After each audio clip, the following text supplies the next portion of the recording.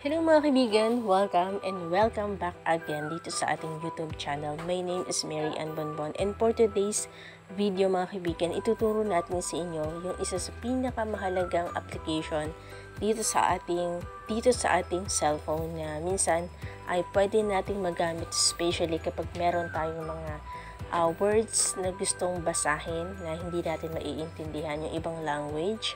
So, ito po ay nakita ko lang na pwede pala natin magamit yung application na to, okay?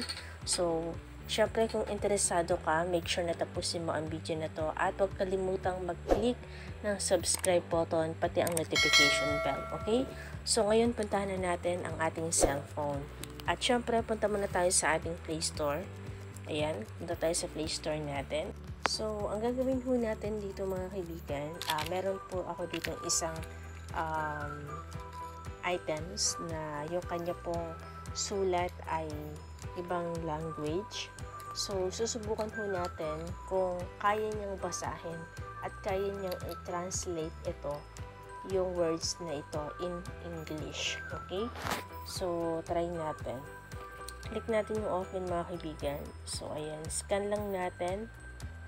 Tapos, click natin tong sa gitna. Ayan.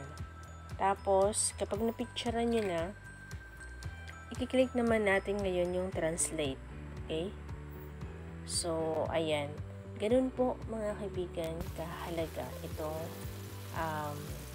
Google Lens na ito dito sa ating application. So, ibig sabihin, kaya niyang i-translate yung halimbawa ito, Chinese into English. Okay? So, halimbawa kapag meron kayong mga items na binili online na hindi niyo maintindihan, pwede niyo magamit itong si Google Lens para i-translate kung ano yung ibig sabihin ng mga items na yun. Especially sa mga ingredients, diba? So, mahalaga po ito. Kung nakatulong man sa inyo mga kaibigan, huwag kalimutang i-click ang subscribe button. Pati na rin ang notification bell para lagi po kayong updated every time na may bago tayong upload. Salamat! See you on my next video.